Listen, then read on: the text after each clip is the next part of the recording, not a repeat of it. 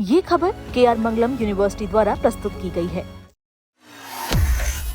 बड़ी खबर Iran Israel America युद्ध को लेकर यहां पर दरअसल ब्रिक्स में बैठक हुई और यहां पर ईरान और यूएई के बीच जो जुबानी भिड़ंत देखने को मिली उसमें रूस ने हस्तक्षेप कर माहौल को ठंडा किया।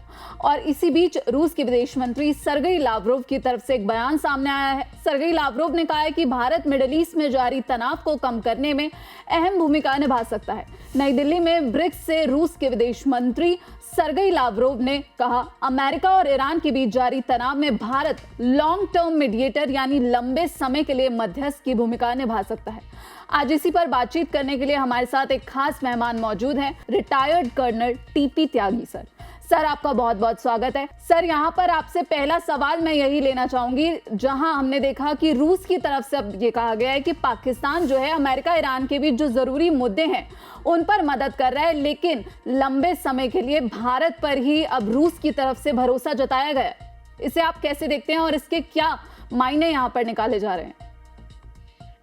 देखिए, सबसे पहले तो क्रेडिबिलिटी है जी। अब पाकिस्तान बेशक अमेरिका और ईरान के बीच में मध्यस्थता करने का प्रयास कर रहा है, जिसमें वो पूरी तरह सफल नहीं हुआ। कई बार इस किस्म के आरोप उसके ऊपर लगे कि उसने ईरान को तो ये बताया कि लेबनान समझौते के अंदर शामिल है और अमेरिका को ये बताया कि लेबनान उसमें शामिल नहीं है। लिहाजा पहली दफा जब आमने सामने बात हुई तो वो आगे नहीं बढ़ पाई, यानी कि credibility of Pakistan is doubtful. वैसे भी दुनिया पुराने समय में देख चुकी है कि षड्यंत्र और चंदे के ऊपर चलने वाले इस देश की क्रेडिबिलिटी कम है।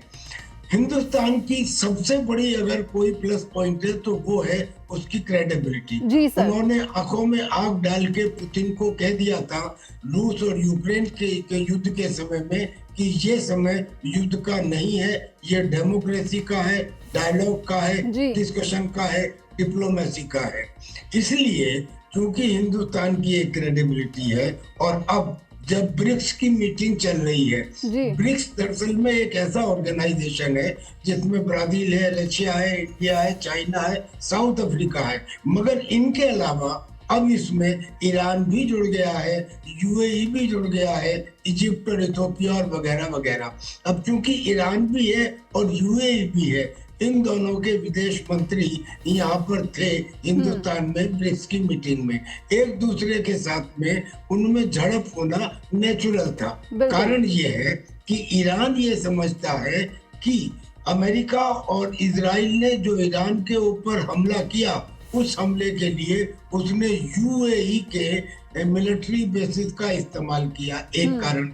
दूसरा, वो ये भी जानता है कि जब अब्राहम एकॉर्ड हुआ था तो अब्राहम एकॉर्ड में यूएई ने इजराइल को मान्यता दे दी थी, यानी कि वो यूएई को इजराइल की तरफ का देश समझता है, इसलिए उसकी यूएई से नाराजगी है। और इस युद्ध में 39 दिन के युद्ध में ईरान ने इतनी मिसाइल और ड्रोन इजराइल के ऊपर नहीं दागे जितने उसने यूएई के ऊपर दागे हैं। आखिर आके एक लिमिट होने के बाद यूएई ने भी रिटॉर्ट किया और यूएई ने भी ईरान पर हमला किया। उसके बाद ईरान ने यूएई के फुजेरा पोर्ट के ऊपर हमला किया। ये सिचुएशन हो गई, इसलिए नोक झोंक हो गई। अब वहां पे सरगेई भी मौजूद थे, उन्होंने ये कहा कि हिंदुस्तान इनके बीच में एक मध्यस्थता कर सकता है। दो कारण उन्होंने बताए। सबसे पहला कारण तो ये कि हिंदुस्तान की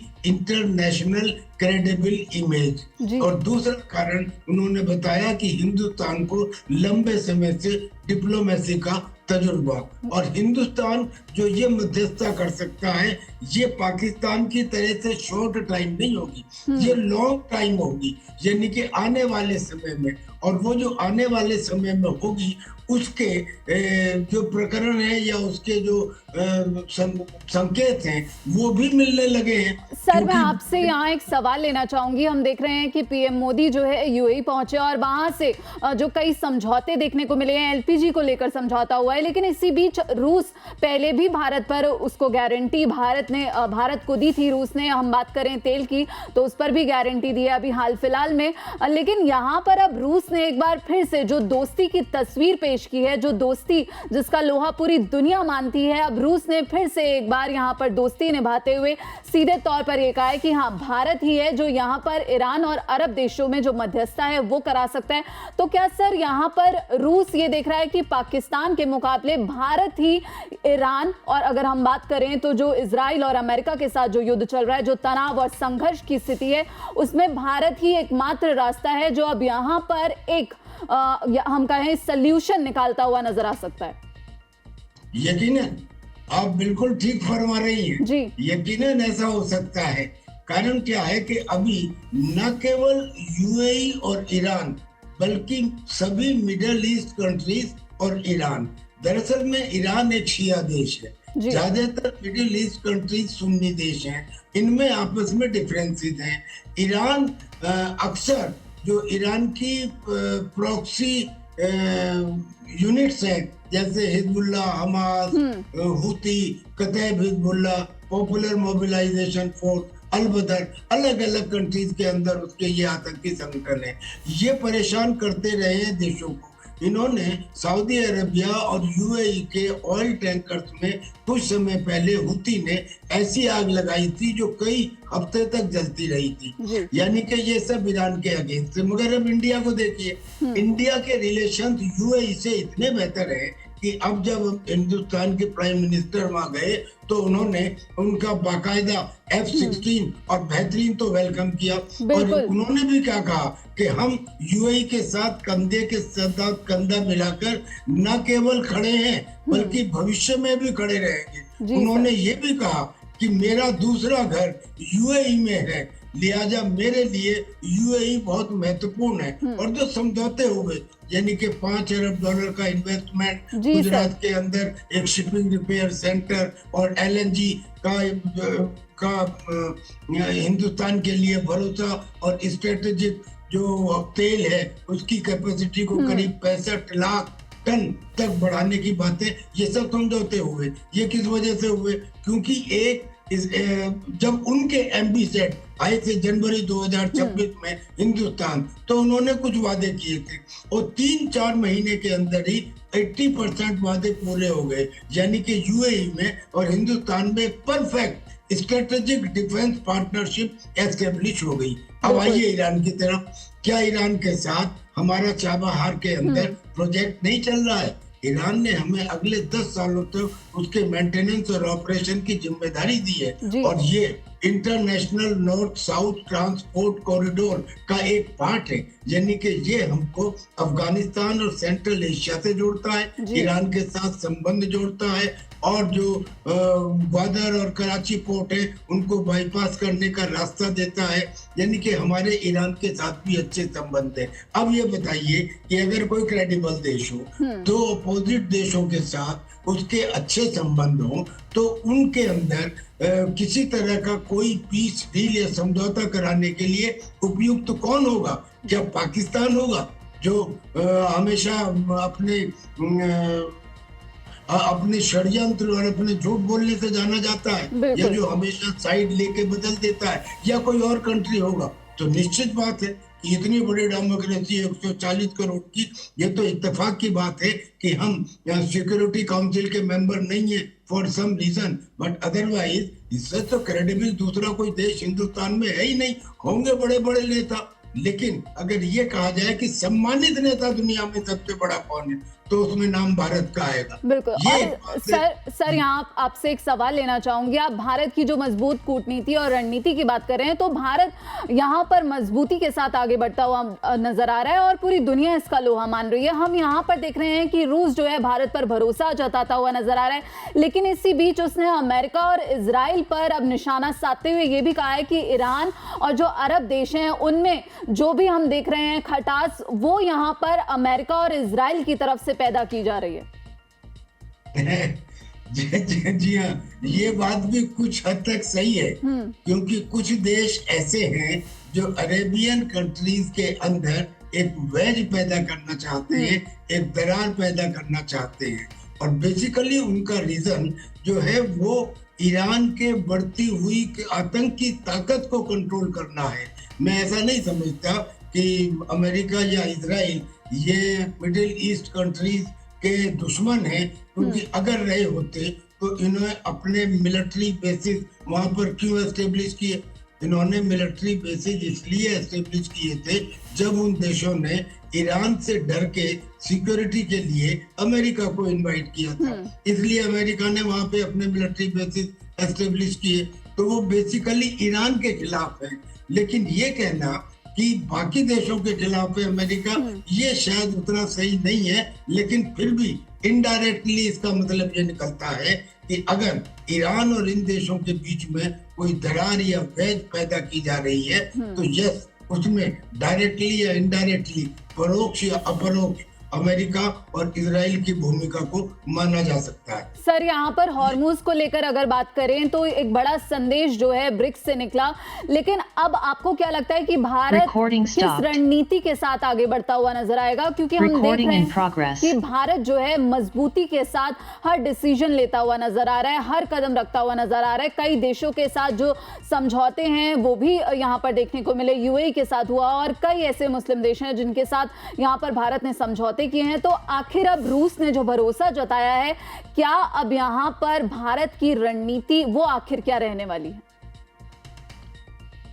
देखिए, भारत के बारे में पहले तो मैं ये बताऊं कि रशिया ने जो भरोसा जताया है वो इसलिए है कि भारत ने भी रशिया के ऊपर भरोसा जताया है जी। जब रशिया और यूक्रेन का युद्ध चल रहा था तो कई बार मामला सिक्योरिटी काउंसिल में गया और उस समय सिक्योरिटी काउंसिल में भारत या तो चुप रहा या उसने रशिया के फेवर में अपना वोट दिया। यानी कि रशिया और भारत एक दूसरे के साथ अलग अलग विषम परिस्थितियों में बड़ी मजबूती के साथ खड़े रहे हैं। और आज से नहीं, और आपके दर्शकों की जानकारी के लिए बता दूं कि हिंदुस्तान जब आजाद हुआ था अगस्त 47 में, उससे 4 महीने पहले फरवरी 1947 में केवल दुनिया में एक ऐसा देश था, वो था यूएसएसआर, जिसके साथ हमारे डिप्लोमेटिक रिलेशंस एस्टेब्लिश किए गए थे। यानी कि हमारी फ्रेंडशिप उनके साथ एक लंबी है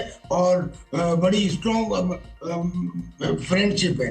तो इसलिए रूस हम पर यकीन करता है, हम रूस पर यकीन करते हैं। अब बात आती है स्ट्रेट ऑफ हॉर्मुज की। स्ट्रेट ऑफ हॉर्मुज में मेरा ये कहना है कि दुनिया का वहां से 20% तेल गुजरता होगा, हिंदुस्तान का तो 30% गुजरता हो। हिंदुस्तान के तो करीब 30% फर्टिलाइजर वहां से गुजरते हैं। हिंदुस्तान की तो करीब 30% हीलियम गैस वहां से गुजरती है। हिंदुस्तान का तो करीब 40% एलएनजी यानी कि लिक्विफाइड नेचुरल गैस जो कतर से आती थी वो वहां से गुजरती है। हिंदुस्तान की 80% एलपीजी यानी कि प्रेशराइज्ड गैस वो वहां से गुजरती है। तो हमको तो सबसे भारी नुकसान है, और हमको सबसे भारी नुकसान है तो हम चुप नहीं बैठ सकते। और हाँ, हम बेशक ये बात करते हैं कि ये डिसेंसी, डेमोक्रेसी और डिप्लोमेसी का जमाना है, लेकिन अगर बंदूक सामने हो तो रामायण नहीं पढ़ी जाती। ऐसा भी समय आ सकता है। हालांकि सर, यहाँ पर विदेश मंत्री एस जयशंकर की तरफ से साफ तौर पर यह कहा गया है कि भारत शांति का पक्षधर है और भारत चाहता है कि शांति से ही मामले सुलझा लिए जाएं। लेकिन जब हमने देखा कि भारतीय जहाज पर यहाँ पर हमला देखने को मिला हॉर्मुज में, तो भारत ने यहाँ पर कड़े तरीके से उसका विरोध दर्ज किया। लेकिन क्या विरोध दर्ज करना पर्याप्त है? सवाल ये है कि चाहे कोई कुछ भी कहे, मैंने आपके सामने कहा कि अगर बंदूक सामने हो तो गीता नहीं पढ़ी जाती। मैं किसी टेलीविजन के नैरेटिव के हिसाब से उसकी हाँ में हाँ मिलाऊं ऐसा जरूरी नहीं है। मैं एक आर्मी ऑफिसर हूँ, वीर चक्र प्राप्त हूँ, मैंने लड़ाई लड़ी है। मेरा ये कहना है कि हम एक समय तक बर्दाश्त कर सकते हैं, लेकिन अगर मेरे को नुकसान हो रहा है तो मैं उसे एक्सेप्ट कर लूं, पर मेरे देश के लोगों को नुकसान हो रहा है मैं उसे कैसे एक्सेप्ट करूं? और वो नुकसान ऐसा भी नहीं है कि आज हो रहा है। हॉर्मुज से इस तरह का नुकसान हो रहा है कि आज से 6 महीने बाद पता लगेगा कि कितना भारी नुकसान था। फर्टिलाइजर का नुकसान जो आज हुआ है, जब खेती में फसल नहीं आएगी तब पता लगेगा कितना नुकसान है और कितने समय तक के लिए है। ऐसे समय में क्या पिछले साल जब आवश्यकता पड़ी थी, हमने अपने 35 वारशिप को लाल सागर में अमेरिका के पास नहीं भेजा था? हम अमेरिका के पिछलग्गू नहीं है, हम अमेरिका को चाहते भी नहीं है। नेवरदलेस, लेकिन हम ये तो चाहते हैं कि स्ट्रेट ऑफ हॉर्मुज खुलना चाहिए। एक जो इंटरनेशनली नेविगेशन के लिए फ्री स्वतंत्र रास्ता है, उसके ऊपर कब्जा हमें किसी कीमत पे बर्दाश्त नहीं। और अब तो आतंक की लिमिट ये कि अब वो ये कह रहे हैं कि वहां से जो केबल्स गुजरती हैं, जो ऑप्टिकल फाइबर्स हैं, जिनमें पूरा ग्लोबल डेटा है, जिनके अंदर इंटरनेट बैंकिंग का सारा डेटा है, जिसके अंदर आपकी जो आज आप व्हाट्सएप यूज कर रहे हैं, जो भी आपका कंप्यूटर से रिलेटेड है, वो सारा डेटा है। कह रहे साहब हम इसके ऊपर भी टैक्स वसूलेंगे। बिल्कुल सर यहाँ पर आपसे एक सवाल लेना चाहूंगी। जी एक जी सेकंड, तो इसके लिए मैं ये कहना चाहूंगा कि भारत को ये आवाज देनी चाहिए कि हम किसी के विरुद्ध नहीं है, लेकिन हॉर्मुज, स्टेट ऑफ हॉर्मुज को खुलवाने के लिए अगर हमें अपनी इंडियन नेवी को वहां पर कमिट करना पड़ा तो हम करेंगे, दैट इज ऑल। और ये करते ही आप देखेंगे कि दुनिया के जो और देश हैं जिनमें इतनी हिम्मत नहीं है, जो बॉर्डर लाइन के ऊपर बैठे हुए हैं, बल्कि ब्रिटेन और फ्रांस तो ऑलरेडी आना भी शुरू हो गए हैं, और देश भी आ जाएंगे। हमें और किसी से कोई मतलब नहीं, स्ट्रेट ऑफ हॉर्मुज खुलना चाहिए। बिल्कुल सर, यहाँ पर आपसे एक सवाल लेना चाहूंगी इसी मुद्दे पर। सर, हॉर्मुज की बात कर रहे हैं, तो आपके अनुसार आप क्या देखते हैं कि आखिर ये कब तक खुलने का अंदाजा है? क्योंकि हम देख रहे हैं कि जो युद्ध विराम है वो तो होता हुआ नहीं दिख रहा, क्योंकि पाकिस्तान ने 2 बार कोशिश की लेकिन उसकी दाल गलती हुई नहीं दिखी, और उसकी जो कोशिशें हैं वो नाकाम रही। लेकिन अब रूस ने भारत पर भरोसा जताया, तो आपको क्या लगता है, आपके अनुसार क्या आपको यहाँ पर दिख रहा है कि हॉर्मुज जो है अब खुल सकता है? क्योंकि ब्रिक्स से ही ईरान ने एक बड़ा संदेश दिया था और कहा था कि यहां पर आप हमारे साथ सहयोग कीजिए और आपको जो सुरक्षित आवाजाही है वो ईरान प्रदान करेगा। जी, ये आप बिल्कुल सही कह रही हैं कि जब डोनाल्ड ट्रंप गए हैं चाइना में, तो चाइना ने चाहे चुपचाप ही सही, लेकिन 2 बातों के ऊपर सहमति दे दी है। पहली तो ये कि स्ट्रेट ऑफ हॉर्मुज खुलना चाहिए जी। स्टेट ऑफ हॉर्मुज के ऊपर टोल टैक्स नहीं लगना चाहिए। स्टेट ऑफ हॉर्मुज में कोई मिलिट्री कंट्रोल नहीं होना चाहिए। ये पहली सहमति। दूसरी सहमति उन्होंने ये दे दी है कि ईरान के पास न्यूक्लियर बॉम्ब नहीं होना चाहिए। अब डोनाल्ड ट्रंप ये कह रहे हैं, चाइना ने इसको निगेट भी नहीं किया है, इसका मतलब एक्टिव कन्नाइवेंस ना सही टैसिट अप्रूवल चाइना ने दे दिया है। अब ये 2 बात के बाद जो हमारी ईरान है, ईरान को कुछ समझ में आना शुरू हो जाएगा, और कुछ ऑलरेडी समझ में आ चुका, वरना अरागची ने हिंदुस्तान में ब्रिक्स की मीटिंग में ये ना कहा होता कि हम बात करने के लिए तैयार है और मुझको खोलने के लिए तैयार है। तो अगर ऐसा हो जाए तो ये बहुत अच्छा, और अगर ऐसा होता है तो फिर मैं समझता हूँ ज्यादा से ज्यादा 1 हफ्ते में इसका रिजल्ट आ जाएगा। पर अगर नहीं आता है तो फिर ये है जैसा डोनाल्ड ट्रंप ने कहा और जैसे उन्होंने तैयारी कर दी है। उन्होंने कहा कि जो सीज फायर है वो वेंटिलेटर पर है, और डॉक्टरों ने कहा है कि इसके बचने के चांसेस 1% है, यानी कि वो उसको तोड़ना चाहते हैं, उसको तोड़ सकते हैं। और इतना ही नहीं, जो तैयारियां होती हैं, जो कुछ तो वो तैयारियां हैं जो सबको दिखाई दे रही हैं। एक तैयारी का मैं जिक्र करता हूँ जो नहीं दिखाई दे रही है, और वो है डपरा, DAPRA, यानी कि defence advance research management agency. ये वो काम है कि जो उस टेक्नोलॉजी को डेवलप करते हैं जो अदृश्य टेक्नोलॉजी होती है, दिखाई नहीं देती और दुश्मन को सरप्राइज करती है, और पता नहीं ये कौन सी होगी, लेकिन अमेरिका ने उसको एक्टिवेट किया है। इसका मतलब ये कि तैयारी अमेरिका की तरफ से पूरी है।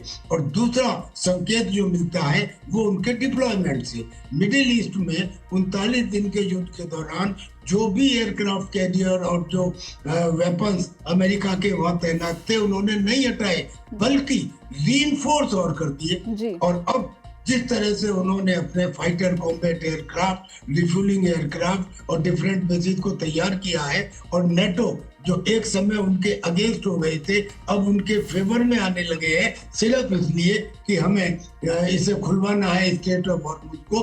तो बहुत मुमकिन है कि अगर एक हफ्ते के अंदर कोई समझौता नहीं होता है तो फिर इसमें मिलिट्री कन्फ्रंटेशन दोबारा प्रारंभ हो सकता है। और सर यहाँ पर एक सवाल लूंगी, क्योंकि ये भी कहा जा रहा है कि यहाँ पर राष्ट्रपति डोनाल्ड ट्रंप जो अभी चीन गए थे और कई बातचीत भी हुई हॉर्मुज को लेकर, यहाँ पर चीन के साथ बातचीत हुई है, तो ये भी बात चल रही है कि अब ट्रंप जो है कोई सरप्राइज मिलिट्री अटैक की प्लानिंग कर सकते हैं। बिल्कुल बिल्कुल मिलिट्री अटैक की प्लानिंग कर सकते हैं, क्योंकि चाइना ने कुछ 2-3 बातें ऐसी कही हैं कि बाय इम्प्लीकेशन आप उसमें से मीनिंग निकाल सकते हैं। जैसे उन्होंने पहला कहा कि मैं अपने तेल की रिक्वायरमेंट को पूरी तरह से मिडिल ईस्ट के ऊपर डिपेंड रहने की बजाय अमेरिका से भी खरीदूंगा। Now this is one point कि मैं तेल अमेरिका से भी खरीदूंगा, यानी कि it gives an idea that he is moving towards China. दूसरी बात, चाइना और अमेरिका जो एक दूसरे को आज तक दुश्मन मानते थे, कभी कभी डिप्लोमेटिक लैंग्वेज में दुश्मनी के बजाय प्रतिद्वंदी कहते थे, और इस बार जब ये दोनों मिले हैं तो ये कहते हैं कि हम प्रतिद्वंदी भी नहीं है, हम तो एक दूसरे के सहयोगी हैं। यानी कि China appears to be moving towards America and vice versa.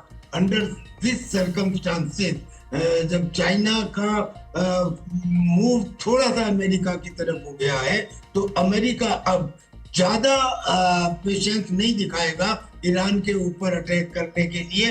वो इसको अटैक को कर सकता है।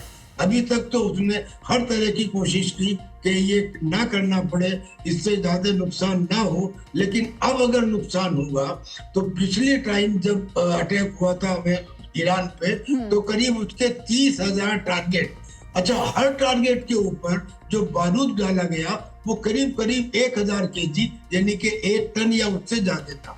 जो ईरान की तरफ से ड्रोन आए उनमें 40-50 केजी एक्सप्लोसिव था। जो ईरान की मिसाइल आई उनमें करीब 100, 200, 500 केजी था। लेकिन अमेरिका और इजराइल ने जो बम डाले उनमें तो 1-1 टन, 2-2 टन एक्सप्लोसिव था, और वो भी 30,000 टारगेट। कितना नुकसान ईरान को हुआ होगा दुनिया के सामने आया नहीं, क्योंकि ईरान ने ये कह दिया था कि अगर हमारे नुकसान को वीडियो बनाता हुआ कोई पकड़ा गया तो उसे दुश्मन का जासूस माना जाएगा, यानी कि खुदा का दुश्मन, और यानी कि उसको वही सजा मिलेगी। लिहाजा ईरान में जो नुकसान हुआ उसकी खबर सामने आई नहीं है, IRGC ने आने नहीं दिए। सारी दुनिया IRGC को समझती है जैसे IRGC ईरान की है। मैं कहता हूँ गलत है सर, बेसिक चीजें गलत होती हैं। ये ईरान की नहीं है, ये है Islamic revolutionary guard core, Islamic revolutionary guard core.